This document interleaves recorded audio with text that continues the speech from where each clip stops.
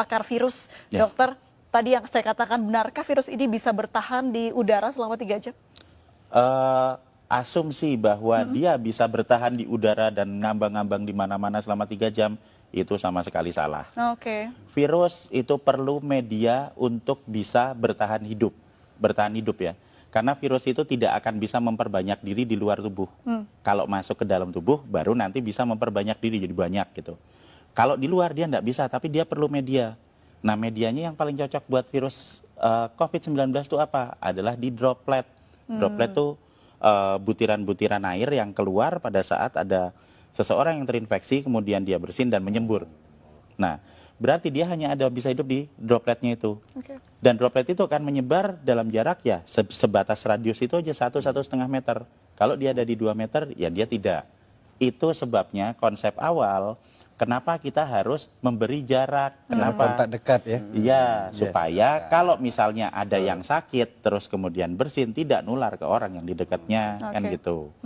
Nah, yang lain lagi, kalau kita mau supaya lebih aman lagi, nah yang sakit ya sebaiknya nggak usah main-main keluar, di rumah saja, terus minum vitamin, disehatkan. Nanti kalau udah sembuh baru keluar. Kenapa? Supaya bisa meningkatkan kekebalannya di rumah dan juga tidak membahayakan orang lain. Baik, soal penularan virus ini, itu apa saja yang bisa ditularkan dalam arti, apakah kita ketika kena virus di tangan lalu memegang mata, hidung atau rambut begitu, Dok? Sekali lagi, virus selalu butuh media untuk bertahan hidup. Semakin dingin, semakin basah, makin gelap, dia bisa bertahan hidup semakin lama. Di droplet itu basah. Nah, kalau misalnya katakanlah saya ada di dekat sini, kemudian saya bersin misalnya, saya bersin. Nah, droplet yang ada di situ, kalau misalnya nanti kena di baju, nah dia akan bertahan juga di baju lama. Nempel. Ya, lah terus pas pada saat kita buka baju, terus nanti kena hidung kita, ya akan masuk ke dalam. Tapi seberapa lama dia bisa bertahan di situ tergantung kondisi lingkungan. Semakin terang, semakin kering, semakin panas, dia juga nggak akan bisa bertahan hidup lama. Jadi sebenarnya virus ini punya kelemahan banyak sekali. Jadi dia hanya bisa bertahan di droplet. Kalau misalnya ada yang bilang, misalnya kan kalau misalnya dia ditaruh di meja yang dingin gitu, bertahan 9 hari. Ada hoax seperti itu. Itu hoax ya, Dok? Menurut saya hoax. Kenapa? Nah, kalau dia hanya bisa bertahan di dalam droplet. Di dalam droplet itu kalau misalnya dia kondisinya tidak sesuai dengan dia dan terjadi penguapan, kan jadi kering, dia nggak bisa bertahan lama. Jadi droplet ini sesuatu yang cair begitu ya, Dok ya? Cair, iya. Itu loh, tetesan lendir atau cairan yang ada di situ. Dan kalau misalnya kita bersin di satu lokasi atau di meja misalnya, kemudian kita langsung dibersihkan dengan desinfektan, dibersihkan dengan sabun, dibersihkan dengan pembersih lantai atau apa, itu dilap gitu, dalam waktu 3 menit sudah hancur. Jadi virus ini gampang hancur dengan pelarut lemak, dengan sabun, dengan deterjen dan macam-macam, termasuk kalau nempel di baju kita terus langsung masukin mesin cuci, itu virusnya hancur. Kelemahannya seperti itu. Nah, kelebihannya nyebarnya cepat. Jadi sebenarnya kita bisa tahu kelemahan dan kekuatan virusnya dengan jelas supaya kita bisa ngatasi. Kita harus tahu dulu kalau kita mau bertempur, kita kan harus tahu dulu musuhnya. Kalau kita tidak tahu musuh kita apa, yang terjadi apa? Kita cuma ketakutan aja. Wah, nanti kena, saya sekarang kena, besok mati, ya enggak lah. Kalau dari segi virusnya atau ya faktor dia bisa tumbuh begitu, apakah benda yang dia hinggapi begitu ya, Dok ya, itu mempengaruhi juga si virus ini bertahan hidup begitu, seperti di plastik berbeda dengan di kayu mungkin? Iya, semakin dingin dia bisa bertahan hidup semakin lama. Tapi permasalahannya di sini adalah bukan seberapa lama dia bisa ada di situ, seberapa ingin kita dia hidup. Seberapa kita ingin supaya virus itu tetap hidup. Kalau kita pengen virus itu cepat mati supaya nggak nular, ya kalau misalnya kita tahu mejanya kotor ya dibersihin aja, disemprot dibersihin. Ada yang bersihin misalnya ya cepat-cepat disemprot dibersihin. Semakin kita diamkan paparan virus yang ada di situ ya dia akan bertahan semakin lama. Tapi kalau misalnya kita bisa punya kesadaran sendiri untuk mulai dengan pola hidup bersih, setiap ada sebaran di situ ya kita semprot bersih, simple kok itu, nggak terlalu sulit, cuma diusap aja seperti itu. Nah, maka kita akan sangat membantu untuk mengurangi sebaran virus. Baik, itu juga berlaku untuk batuk begitu ya, Dok ya? Iya, betul. Dan kalau tetap mata nggak mungkin ya dok ya bisa Enggak, jadi. enggak, sama sekali tidak mungkin. Apalagi hanya pikiran. Iya, hanya kalau tetap pikiran. mata ntar jatuhnya ke hati ya dok ya. Makanya halu baik, itu, ya, halu. halu. Kalau bicara soal bagaimana dampak negatif dari virus ini, apa dampak yang paling buruk bisa dihasilkan dari virus ini dok? Jadi kita akan kembali lagi ke sifat virus. Virus ini pertama, cepat menyebar. Jadi dia akan sangat mudah beradaptasi, bisa menempel di saluran pernapasan manusia. Yang kedua, fatality rate-nya tidak besar.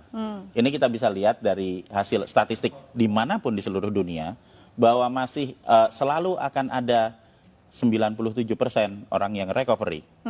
Jadi kalau dari 100% populasi ada 3% yang masuk ke fatality rate, dan 97% itu dia bisa Ya. pulih dan juga bisa masih tetap sehat. Ini yang terjadi di pasien nomor 1, 2, 3. Ingat toh waktu di Ya, Depok ya. itu?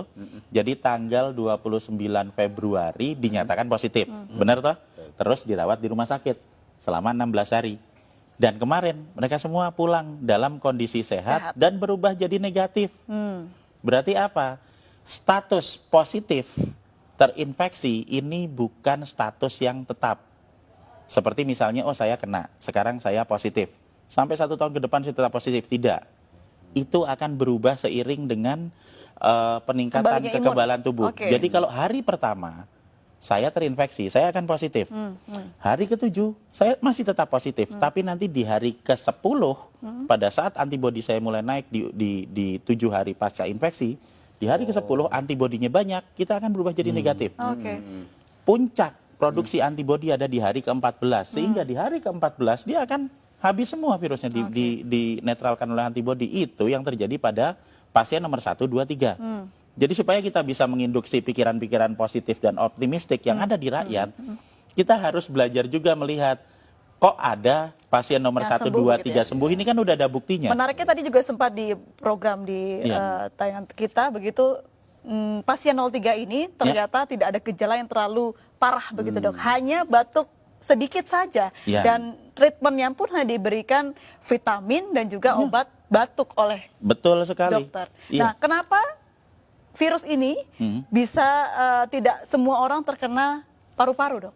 Nah, jadi kalau kita mau melihat keganasan virusnya, itu kita jangan melihat kita harus kembali ke struktur virusnya ya. Struktur virusnya lagi, sifat virusnya. Virus ini bentuknya tetap, dia akan menyerang ke semua manusia. Oke. Dia tidak berubah. Yang menyebabkan terjadinya perbedaan adalah di manusianya. Ada manusia yang sehat, yang memiliki saluran pernapasan yang sehat, sehingga pada saat terinfeksi, yang akan keluar adalah batuk, ya kan?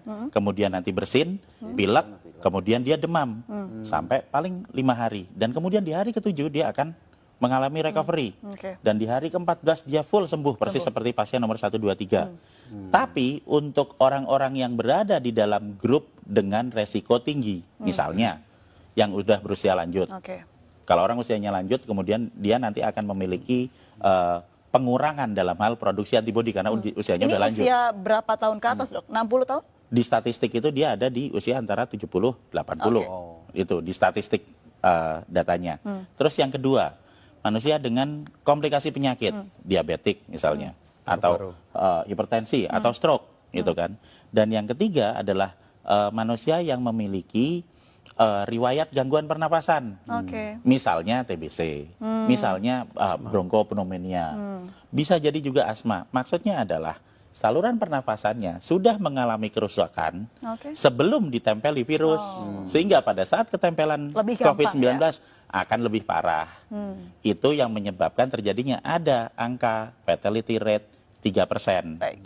Nah, jika kita akan fokus ke 3% ini, berarti kita akan berbicara mengenai grup dengan resiko tinggi, sehingga yang seharusnya lebih diperhatikan adalah yang di grup dengan resiko tinggi ini untuk dapat prioritas ke rumah sakit. Kenapa? Supaya rumah sakitnya nggak penuh, dokternya nggak repot. Jadi nggak ada yang baru pertama kali kena sekarang, baru demam sebentar, terus waduh besok saya mati langsung ke dokter. Nggak seperti itu. Kita mendahulukan grup dengan resiko tinggi, sehingga tidak semuanya harus masuk rumah sakit. Nah, kita harus memberikan edukasi gimana caranya supaya kita bisa melawan virusnya yang ada di luar tubuh, meningkatkan antibodi yang ada di dalam tubuh secara mandiri, supaya kita semua nanti bisa ngatasi virusnya. Pertanyaannya, ketika seorang yang pasien positif sudah sembuh begitu, Ya. akankah dia bisa positif kembali? Ya, Bisa. bisa. Jadi kita berbicara mengenai masalah sebaran virus. Oke. Jadi satu hal yang harus kita pahami dulu, ini imunologi basic adalah bahwa kalau saya pernah kena virus, misalnya saya pernah kena virus COVID-19, nah tubuh saya akan punya data tentang virus ini.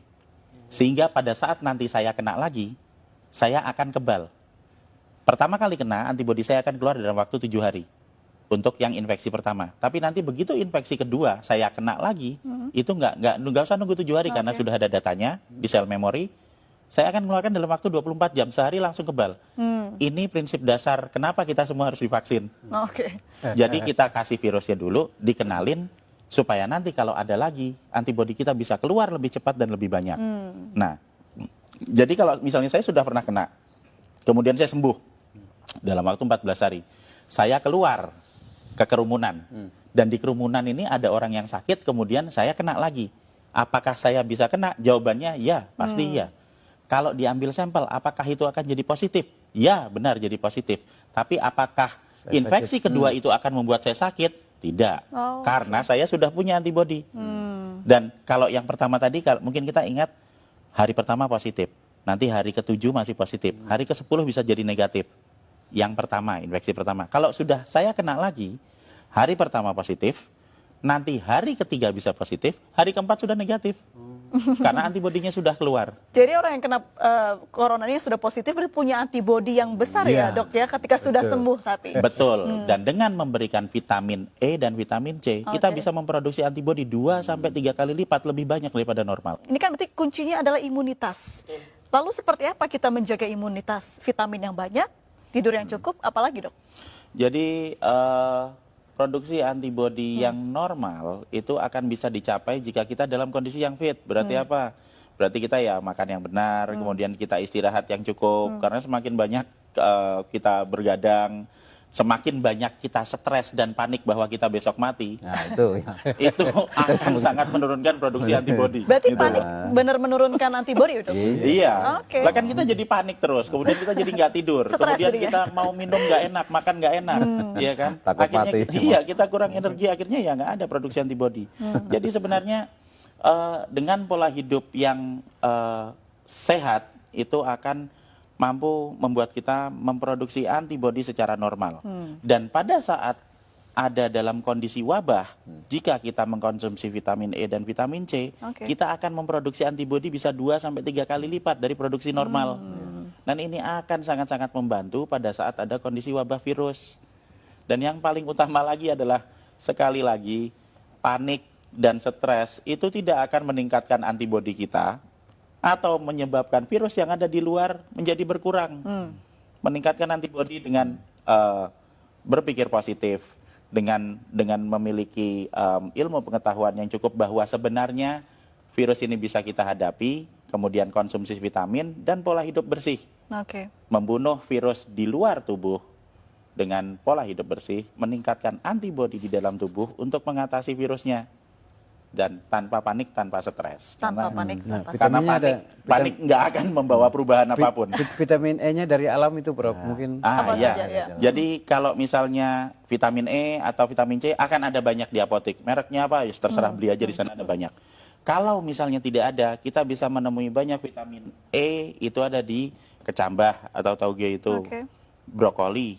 Kemudian ada di daun kelor, itu vitamin E-nya cukup banyak. Sementara vitamin C ya biasa ada di jeruk, ada di tomat, bahkan cabai itu vitamin C-nya cukup tinggi. Jadi jika kita bisa membeli yang dari apotek yang sudah diekstrak itu ya alhamdulillah. Kalau tidak bisa, apa yang ada di alam bisa kita pakai untuk meningkatkan kekebalan kita. Semua orang, semua penduduk bisa meningkatkan produksi antibodi dan semua orang berhak untuk hidup sehat. Kalau obat tradisional yang sudah banyak dilakukan dibuat masyarakat sampai harga jahe naik begitu dok, apakah itu bisa untuk mengebalkan daya tahan tubuh? Jadi yang jamu, kemudian yang empon-empon dan temulawak itu bisa dipakai untuk meningkatkan stamina tubuh kita. Stamina. Ya, jadi kalau stamina tubuh kita lebih fit, kemudian Waduh, kita ya. bisa lebih sehat, produksi antibodinya akan lebih bagus, tapi tidak secara langsung berpengaruh terhadap virus atau berpengaruh terhadap peningkatan antibodi. Ya. Kalau mau yang langsung berpengaruh terhadap peningkatan antibodi, ya ditambah vitamin. Jadi vitamin E, vitamin C bagus. Vitamin E, vitamin C sambil minum jamu itu tambah bagus lagi. Oke. Iya. Baik, kalau dilihat dari mungkin ciri-ciri virusnya, bisa bertahan lama di cuaca apa ini dok? Apakah cuaca di Indonesia yang mulai memasuki musim kemarau bisa membantu gitu? Oke, hampir sebagian besar kuman itu senang dengan tempat dengan 3 syarat, gelap, basah, dan dingin. Semakin basah, semakin gelap, semakin dingin, itu dia akan bisa bertahan hidup semakin lama di situ. Oke. Jadi kita harus menyesuaikan dengan kebutuhan virusnya. Kalau kita ingin virus itu tidak ada di lokasi kita, ya kita bikin tempatnya yang terang, yang panas, ya kan, kemudian yang kering. 3 syarat itu terpenuhi, virus itu akan lebih cepat hancur. Kira-kira berapa bulan virus ini akan berlalu? Perkiraan saya, mungkin kita belajar melihat dari Wuhan. Wuhan dia mulai 2019 berarti Desember, Januari, Februari, Maret, dia 3 bulan.